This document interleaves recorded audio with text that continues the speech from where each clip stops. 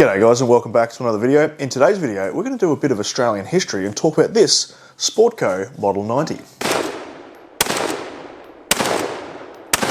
So this was dropped off to me by a customer to get a bit of a fix, and we'll talk about what was wrong with it a little bit later in the video.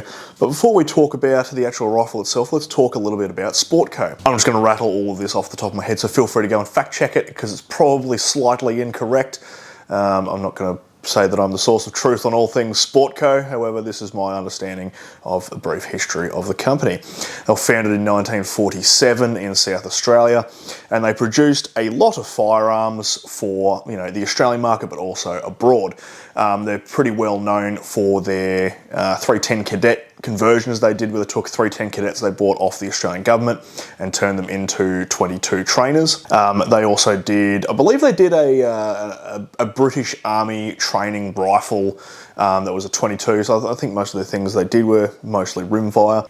Most notably in Australia, you're going to see 303 25s popping up that were made by Sportco. Now at the time, so post World War II, a lot of Australian states, predominantly New South Wales, had a ban on military ammunition. So if you were a shooter, you couldn't own a 303. So you might have a rifle, but it couldn't be chambered in 303, it had to be chambered in something else. So a lot of the 303 Wildcats came through, and Sportco was one of these companies making 303 25s out of old surplus military rifles. So that's why you see a lot of 303 25s kicking around, closely followed by 303 270s.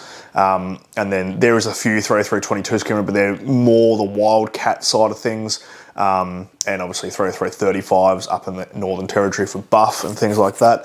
That's also used over in NZ. Just a side note that's got nothing to do with that, just because I thought it was quite interesting. So British and Australian nomenclature when it comes to cartridges would be the parent cartridge first, then a slant, and then the new caliber size. So 303 slant 25.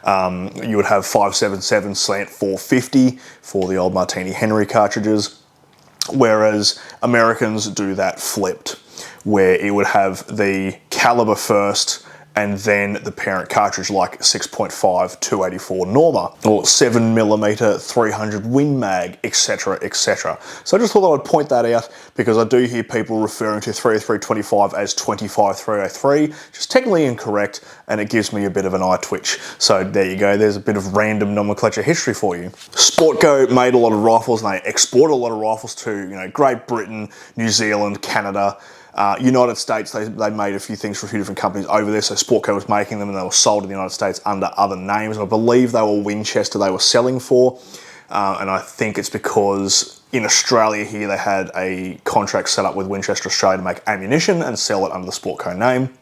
So I'm pretty sure the rifles they were making on the US market were sold under the Winchester name. Feel free to go and fact check that. And one of the other countries they were exporting to was Rhodesia, which I think is pretty cool because, you don't really hear much about Rhodesia these days because it's a bit of like, oh, don't bloody talk about that because, you might upset the people. I think it's pretty cool that the Rhodesians had some Australian rifles. So Jack Warren, who was the founder of Sportco, sold the company to Omark in the early 80s, and then he went over to United States, I believe it's Oregon, and essentially helped start Kimber, which I'm sure you're all aware of who the bloody hell Kimber are. Clearly that man has a brain for firearms, considering he started up two pretty big name firearms companies. So let's talk about the actual rifle itself. So this here is the Sportco Model 90. It is a 22 LR. This particular one has a 10 round magazine, although they did originally come with 20 round magazines. Very similar to a Remington pump action. You would have, your release up in here, you can cock it back, and it's a pretty cool little rifle. Now this one is obviously marked on the top here, is a Sportco Model 90, Sporting Arms Limited, South Australia, which is Sportco.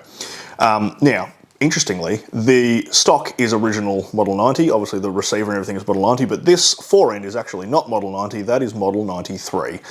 So there was a 90, a 90 Alpha, and a 93. This is actually a fore-end of a 93. They did have different stocks at the back here, which were checkered, where this one is not, and the fore-end is checkered. It's got that weird angled front to it, so therefore, that is a 93. So this is a bit of a mix-match gun. Not that that really matters, but I just thought I would point that out. Works pretty much the same way as a Remington 572.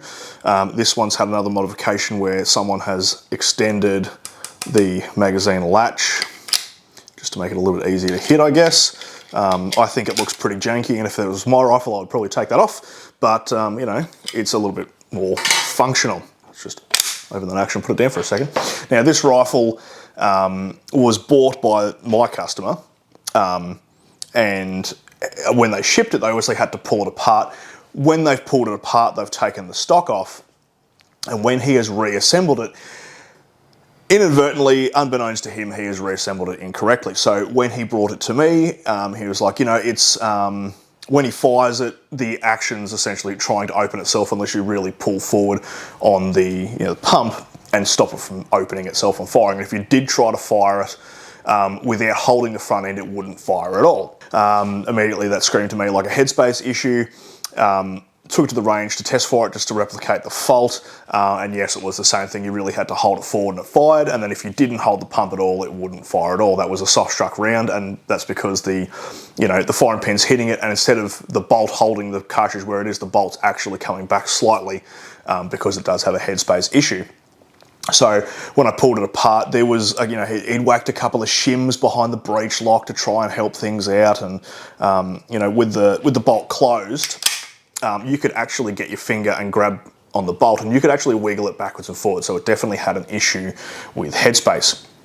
So I determined that would be the fact that the breech lock was not locking the bolt correctly. Now, the way the breech lock works is it has two opposing surfaces. This is the back of the bolt and this is the back of the breech lock.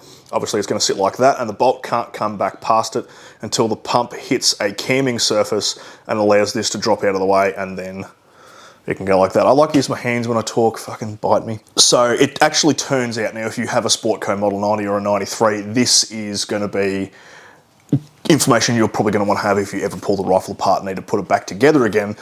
The stock bolt is actually two parts. So it's a rod about yay long, and it's threaded on both ends. Now, one end has a little tit on the end of it where it has no threads. That needs to be screwed into the action all the way, because that tit needs to protrude into the opening in the back of the action. And what that's there for is there's a hole in the breech lock, and the hole goes over the pin, and that is the pivoting point that the breech lock can go on. Now, if that pin is not there, like this one was, the breech lock is just sitting up against the back of the receiver, and when it goes to open and close and do its rocking motion, it's actually able to go like that, and therefore will remain unlocked when you fire. So essentially, this gun was not locked at all when firing. Now, with a 22, that's obviously not a massive deal, because it's not going to blow up, but if that was any other cartridge, and you fired it unlocked, you run the risk of blowing up the gun and potentially hurting yourself. So once you have that threaded rod screwed all the way into the receiver, then you would put the stock on, and then there is a threaded portion at the other end of the stock bolt where the nut and the washer go onto through the normal way you would put a stock on a rifle. The breech lock has a spring that goes behind a little tab in the roof of the receiver. You put the spring in position, you put the bolt lock onto the pivoting point, and Bob's your bloody grandmother's brother, then it all goes together and it functions correctly. So now, this was obviously really janky before, and as I said, you could move the bolt by hand. You can't move it by hand anymore, and it now no longer has a headspace issue. So there you go, little random tidbit of information. Now, my customer did tell me that I could do a video on this. He gave me full permission to do it. Obviously, he wanted to remain anonymous, but thank you very much to you. You know who you are.